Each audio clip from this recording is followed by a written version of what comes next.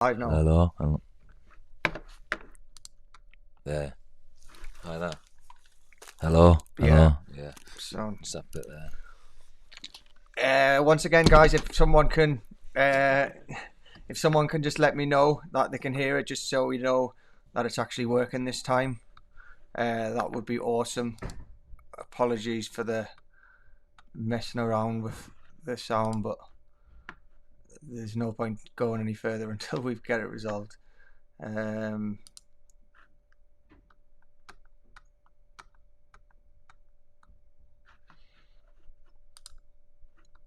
If people can go on again, just if they don't mind, just put a thing into the comments and just say, or a thumbs up just to say that you can hear me now.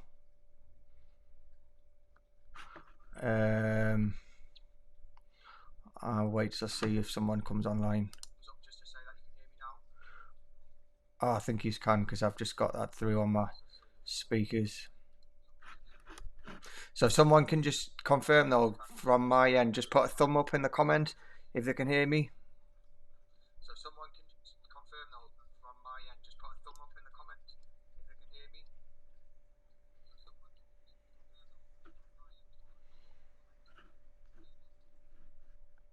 If anyone can hear, just put a sounds okay. Great, thanks Lisa. Okay, I'm going to take my glasses off though, because they're reflecting on the screen and it's already started to annoy me. Okay, great. Bear with me, I'm going to turn that one off.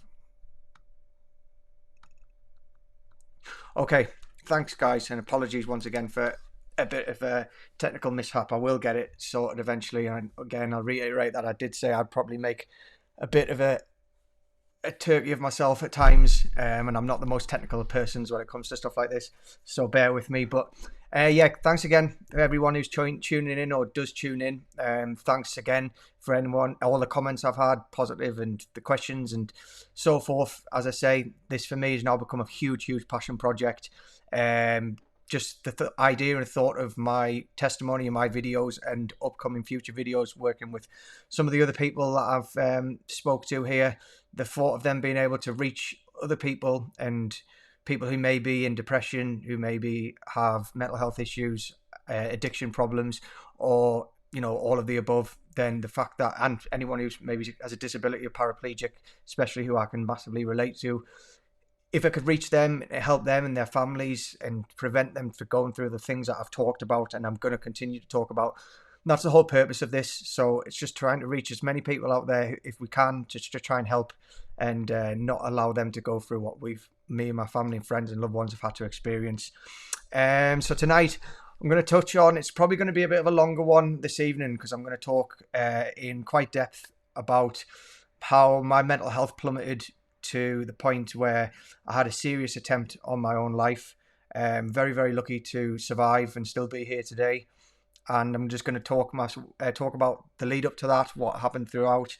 It is quite graphic. I've got some photos, so I will pre-warn people before I put them on, just to let you know some of them are quite graphic in terms of just a look into the injuries that I sustained. And again, it's just I want to be honest and frank. Some of it is probably going to be quite hard to hear, especially from my parents and family and loved ones and anyone who's out there. But as I say, the purpose, this is me having an uncomfortable half an hour, but that uncomfortable half an hour may in turn save someone's life. So if that's the case, then that's absolutely a drop in the ocean for me and people listening out there. So yeah, just to recap very quickly. So last time I touched upon the fact that I'd been to Thailand 3 times, started to make some progress, but ultimately it was detrimental, really, and it was a double-edged sword, because it didn't allow me to accept, and I was in denial of what happened to me. And when I eventually did accept it, it just hit me harder than the car that had caused the initial accident. And I just used the word again, lost. I was completely lost in my life. I'd lost my house, my girlfriend, my future, my sport mad throughout my whole life, my future career. And it's as if someone had got to the fairground with a rifle and just shot all of the ducks that I had lined up in a row into a million pieces and said, try and, fix that. So going on from then, I'd like to say though, I'd like to start by saying, because a lot of this is going to be quite, quite a somber and sad story, but there are some nice moments that I had during this period of sort of 3-4 years post accident. Um, I became usher or I was asked to be an usher at three of my very, very oldest and closest friends' weddings. Rather than put all three photos up, I've just got one photo. So these are the lads, three of the lads who've got married, and some of my closest friends from since being a very, very young boy. So great occasions, things that I'll treasure, and very, very happy and great days spent with people that I love dearly. Admittedly, though, I think a couple of people, even on those occasions, noticed I wasn't quite myself, and they knew I was heavily using ketamine at the time just to cope. And yeah, so people were starting to see through the cracks, and the cracks that were starting to appear in me, in my life. But I think as well, I was going to these occasions, and they were supposed to be really exciting, great days, and you're looking forward to spending time with your loved ones and your friends, and I've never been more happy for them, and that's a genuine happiness. I'm so pleased for them, but it's almost like compounding the fact that I thought at the time I'm never going to get married. I'm never going to have children now. I don't have a future. So these are great days where I'm actually going back to my room in the hotels that I was at, or coming home after these occasions, and I'm crying my eyes out, and I'm just lost, don't know where to turn to, and I can't cope. So yeah, it was, it's a great occasion, but at the same time it was really difficult for me. However, there was also something I'll treasure for the rest of my life, is I became godfather to my nephew Charlie. This is my sister-in-law and my older brother, my younger brother, and their sort of immediate family. Now, if anyone knows myself and Charlie, they know that we are inseparable. He is the most important person to me on this planet, and at the time, we've always been like that throughout, since the day he was born. I'm going to just put a few photos up just so people can kind of get so just when he was born, ever since day dot, we've always just been, I've been there throughout his whole life. And I really struggled at the time of my accident as to what our relationship would end up being like. I didn't know whether I wouldn't be able to play football with him. I wouldn't be able to do certain things. And at the start, I was very worried, and it was quite difficult. However, Charlie made it so that it wasn't difficult. He, to this day, he still asks if he can get a wheelchair for his birthday, which is always the answer no, but he still loves playing with me in my chair. He's always in it, doing wheelies. He's got out a spare wheelchair. We chase ourselves. We do races around the kitchen at my mum's. So he's always made it so that it was a little bit easier for me to cope with. And we have an unbreakable bond. He came to watch me in a jiu-jitsu competition here. And even to this day, where he's got a little bit older, we've always been just thick as thieves and inseparable, really. However, and let's put this last one up. So yeah, this is us both recently. Now, I won't go into too much detail, but Charlie himself's been through a lot. He was born with an issue with his heart, but since last year he had an operation, and now he plays football, and I play football with him, and he's made it so that little bit easier. However, I didn't take for granted how much children take in things, and I think leading up to my attempt at my life, I didn't think he'd understand. I thought, he'd probably think, oh, I used to have this cool uncle who sadly died, and we were really close, but I was, 4 or 5, I think it was nearly 5 at the time of my suicide attempt. However, he had his 5th birthday in February 28th, 2019, and I was in hospital. Jumping forward a little bit, but it's relative to this story, and I had my suicide attempt on the 4th of February, so I'd been in hospital for 3.5 weeks. And at his party, obviously I couldn't attend, sadly, but at his party, I was told, they said, Charlie make a wish when he blew his candles out. And rather than ask for copious amounts of toys or whatever it was that 5-year-olds have, his wish was for Uncle Andy to come out of hospital so I can play with him. Now, that was just like bullet to the chest in terms of the realization that he idolizes me as much as I idolize him, and he was only 5 at the time. So it really opened my eyes as to my relationship with him, and sadly it did. I lost myself even further on into my testimony, which I'll touch on in another episode. But recently, in recent times, our relationship is stronger than ever, and he's a massive inspiration to me. So there has been some really good times throughout my sort of period of not feeling so great. Another thing that I did coming back from Thailand was I did 2 talks at a school. This was one school, and another school that I did a talk at. Now that's me on my motorbike there. And the whole purpose of the talk was just to say, I was told I'd never wiggle a toe for the rest of my life, and I didn't accept that prognosis. Not because I thought they were wrong, just because I wanted to prove it to myself, and I did start to stand and take steps. So my talk was more about if there are any children out there who wants to be a footballer, a musician, an actress, actor, academics, whatever. Just because you get told something no, or you don't make the team or that role the first time, doesn't mean you have to give up. And I loved it. I got so much from the talks, and the feedback I got from the kids I talked to and the teachers was really positive. So yeah, I was living kind of a double life, but it was gradually spiraling more and more out of control. Now, I've just got some notes here, so forgive me if I am looking down. And one thing that I did end up doing was at a friend's wedding, I met a girl, and I ended up started dating her and was in a relationship with her, and she was absolutely fantastic. And to this day, we're still very close friends. However, it came to about September 2018, and I realized that I was ultimately probably going to end up taking my own life, or attempting to take my own life. I couldn't cope with things. The darkness had really set in. I was just constantly living through ketamine, and my mum and dad were finding out, my family were, my brothers were. I was just causing a lot of trouble, and as I say, I was dating someone, and I was in a relationship, and a healthy one. However, I wasn't healthy. The relationship wasn't in terms of we never argued or anything like that. But I knew in my head that I was going to end up doing something that was going to affect her. And I ultimately ended the relationship knowing that I didn't want her to get hurt. And my mum is very much family crazy, and I know she would have had a Halloween party and then a bonfire party. My birthday's in December, then Christmas. So I didn't want to just bring any more people into our family, or like family environment that was ultimately going to get hurt. So it was a difficult decision to do, but I was doing it for the good of the person involved.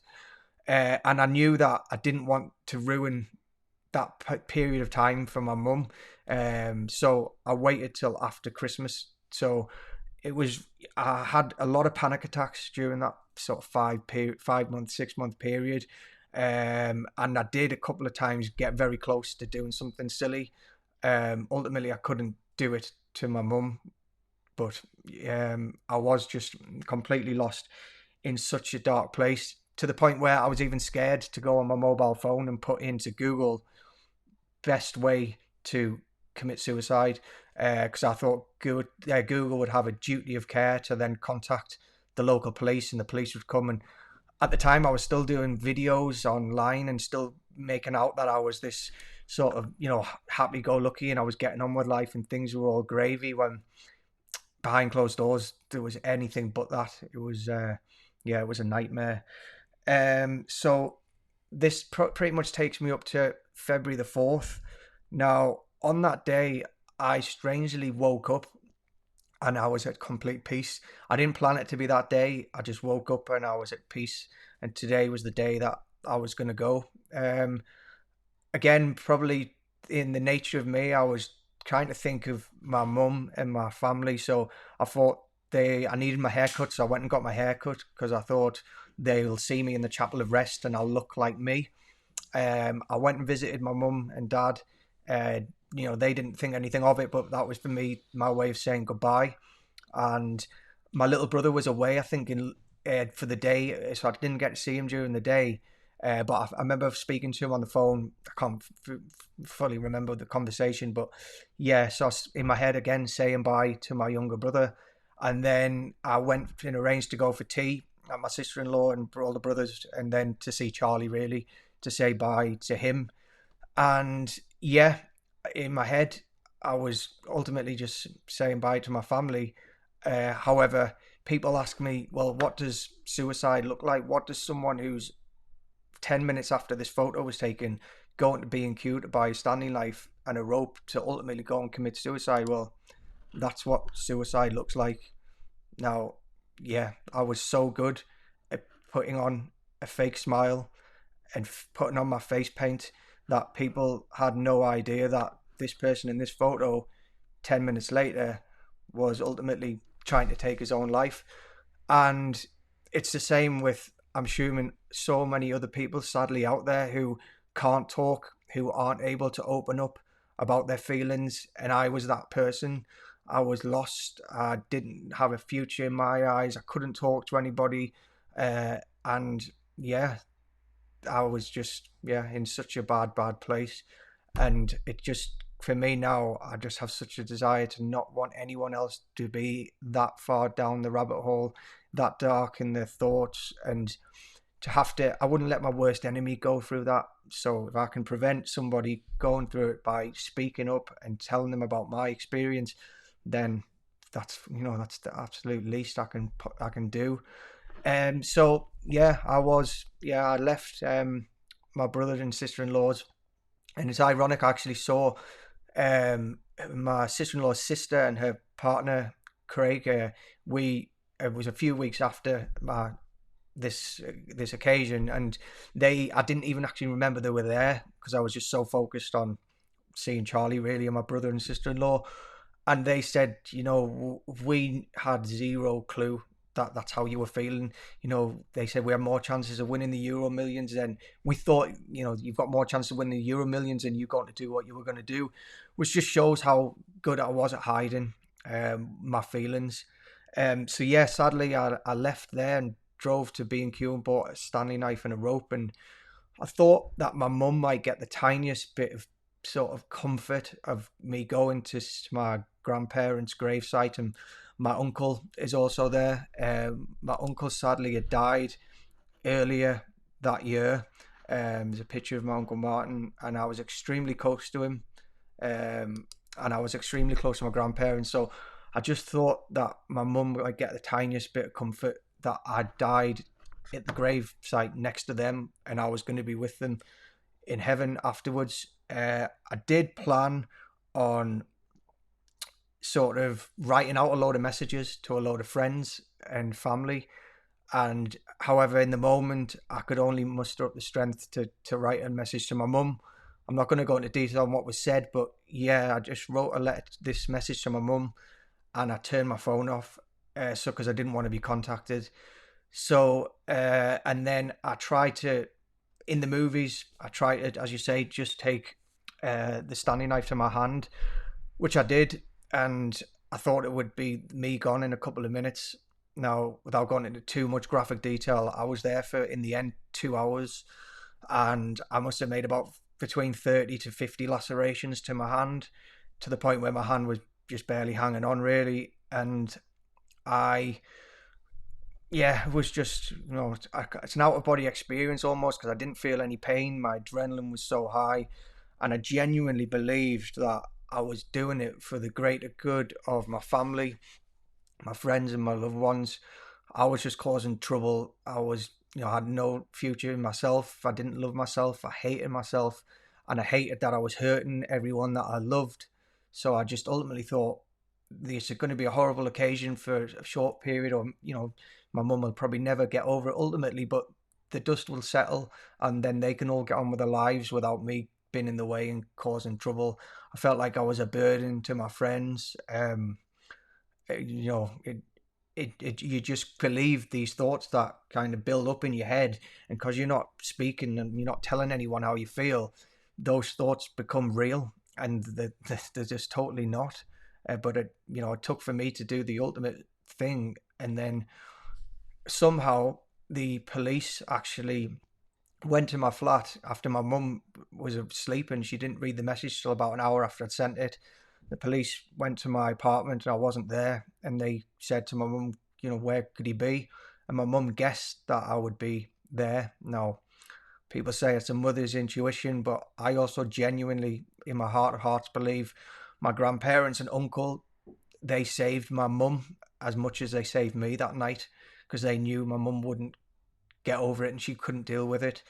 Uh, and ultimately, yeah, they saved my life as well.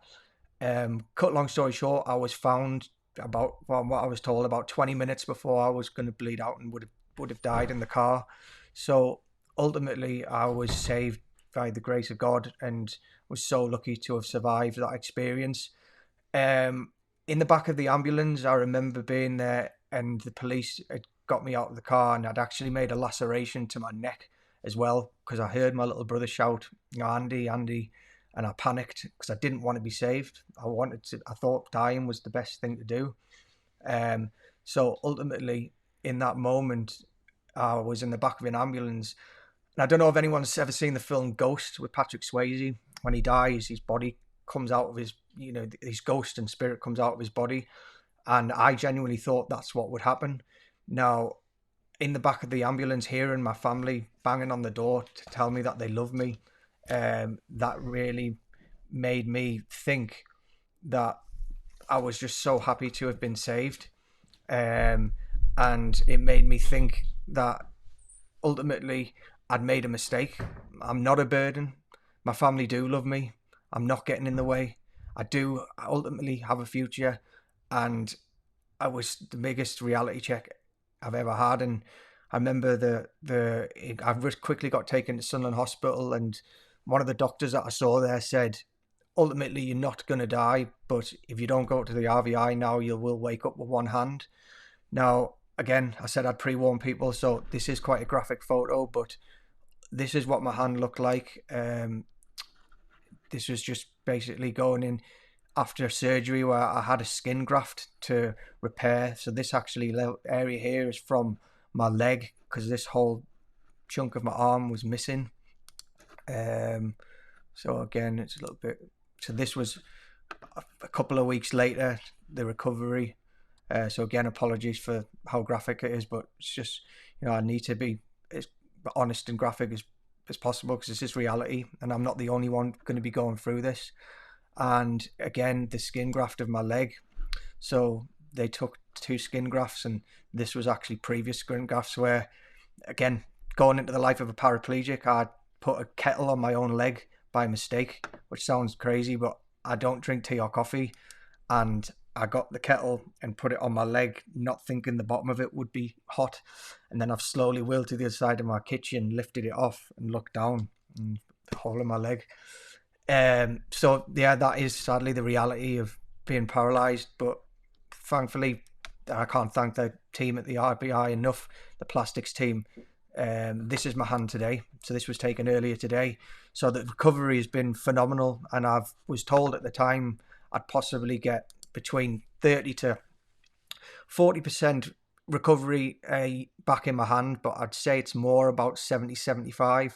I've had numerous operations, but thankfully after about 5 operations now, I've managed to get, you can see, a lot of function back in my hand. The scar is still there for everyone to see, but it's part of my journey. It's part of the life experience I've gone through. And it's funny that I wouldn't wish it on anyone. I wouldn't wish it on myself, but that experience though almost allowed me to move forward with this chapter in my life. I survived it, and in the hospital, I very quickly started to speak to one of the mental health nurses who actually was in charge of distributing my pain medication. And I remember her name was Nick. I'll not say her surname, but she said I was like an onion, and over a period of weeks, I just started to open and peel more and more, like as an onion. And then the floodgates opened, and I just started speaking and talking and talking and talking, and the weight just came off me. Now, it was phenomenal because I was, for the first time, open, transparent, honest. Felt like a load of weight just dropped off me, and the power of speaking. People hear it all the time. Oh, just talk, and it is so difficult, especially for men. And I don't mean that to be sort of sexist in any way, but there is a stigma against men talking. And I was a daddy's boy, so I would talk to my dad a lot, but um, our relationship wasn't in terms of that kind of thing. So it was just difficult, really difficult to open up and be frank and honest. And then when I eventually did and start to have the courage to do it, I found that it was just so beneficial to me. So I can only urge anyone out there who may be suffering with anything of this nature.